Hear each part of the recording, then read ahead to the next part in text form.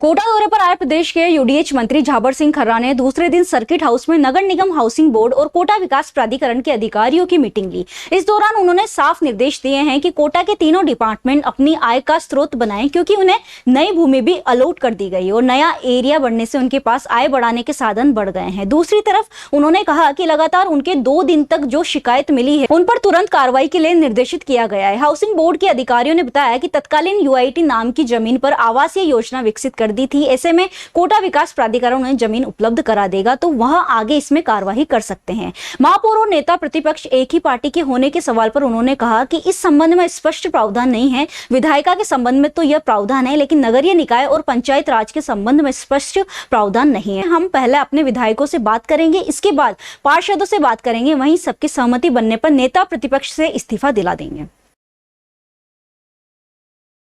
कल कोटा आने के बाद से लेकर आज सुबह तक जितने प्रतिनिधि मंडल या व्यक्तिगत लोगों ने जो शिकायतें प्रस्तुत की थी, कोटा विकास प्राधिकरण, कोटा के दोनों नगर निगम और आवासन मंडल के अधिकारियों को बुलाकर एक एक शिकायत पर उनसे जानकारी ली गई है और शिकायत उन्हें प्रेषित कर निर्देशित किया है कि जो शिकायत नियमानुसार निराकरण होने योग्य है उसका 1 सप्ताह में निराकरण करें, और अगर नियमों में कहीं बाधा आ रही हो तो उसकी तथ्यात्मक टिप्पणी बनाकर जवाब प्रस्तुत करें और एक प्रति शिकायतकर्ता को प्रेषित करें, ताकि अगले को भी ये जानकारी हो जाए कि उसकी जो शिकायत है उसमें ये नियमों की बाधा है। देखिए, अब एक तो आपके सामने आ गया, दूसरा एक ब्रज सिनेमा हॉल है, लेकिन वो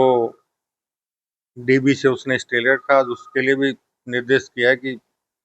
हमारे महाधिवक्ता से संपर्क करके जो भी डबल एजी उसमें लगा हुआ है उनसे यथास्थिति जितनी जल्दी हो सके इसको पुनः लगवा कर स्टे वेकेट करवाएं और फिर उसको भी कब्जे में लें। और इसके अलावा आज मैंने केडीए और नगर निगम दोनों अधिकारियों को ये भी पूछा है कि अभियान के दौरान कब्जे के आधार पर जो नियमन हुआ उसमें 150-200 वर्ग गज से ऊपर के जितने भी पट्टे जारी हुए उनकी सूची तैयार करें, क्योंकि जो आवासहीन व्यक्ति है वो कहीं कब्जा करेगा और वो ज्यादा से 50 वर्ग गज, 80 वर्ग गज, 100 वर्ग गज, 150 वर्ग गज से ऊपर नहीं होगा। प्रदेश से बहुत सी जगह शिकायत है कि 5-5, 7-7 हजार वर्ग मीटर के पट्टे उस अभियान के दौरान जारी हुए थे, जिनको हमने कई नगर पालिकाओं में निरस्त भी कराया। तो आज उनको कहा है कि ये सूची बनाकर जल्दी प्रेषित करें, उनका परीक्षण करें, ताकि फिर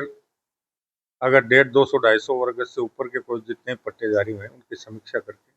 उनके खिलाफ आवश्यक कार्रवाई